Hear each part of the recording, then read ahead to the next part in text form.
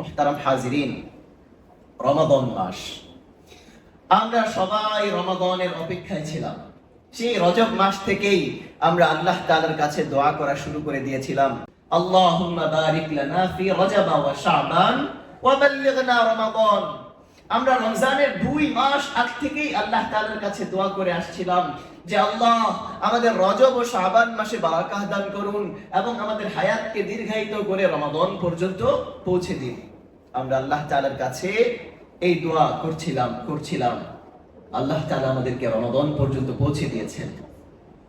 আমাদের হায়াতকে আল্লাহ তাআলা দীর্ঘায়িত করে রমাদান পর্যন্ত পৌঁছে দিয়েছেন। রমাদানও আমরা পেয়েছি। এভাবে 1, 2, 3, 4 করে রমাদান একেবারেই শেষ মুহূর্তে। রমাদান একেবারেই শেষ মুহূর্তে। আমরা জানি রমাদান মাস এটা অত্যন্ত ফজিলতপূর্ণ মাস, এটা অত্যন্ত বরকতপূর্ণ মাস।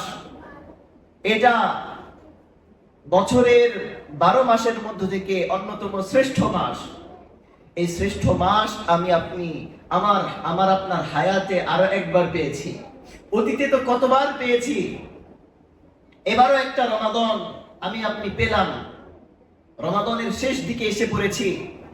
এখন আমার আপনার হিসেব মিলানো দরকার। সারা মাস ব্যবসা করলাম, কি ব্যবসা করলাম, কতটুকু লাভ হলো, কতটুকু লোকসান হলো। এখন অনেকটা হিসাব মিলানোর সময় এসে গেছে যে এই রমাদানে আমার কতটুকু নেক অর্জন হলো, কতটুকু রমাদানের সময়গুলোকে আমি কাজে লাগাতে পারলাম। এই হিসাব করার সময়টা এই শেষ মুহূর্তে এসে গেছে। হিসাব মিলিয়ে আমি যদি দেখি যে না, লভ্যাংশ অত ভালো না, প্রফিট অত ভালো করতে পারি নাই, সারা মাস কি ব্যবসা করলাম, লাভের মুখটা এখনো দেখতে পারি নাই, তাহলে করণীয় কি? আর অল্প কয়েকটা দিন আছে। এই কয়েকটা দিন ব্যবসায় একটু বেশি মনোযোগ দেওয়া, কি ঠিক না? সারা মাস টুকটাক যাই ব্যবসা করতে পারছি, যদি ভালো লাভ না হয়ে থাকে তাহলে এখন আপনার আমার করণীয় কি?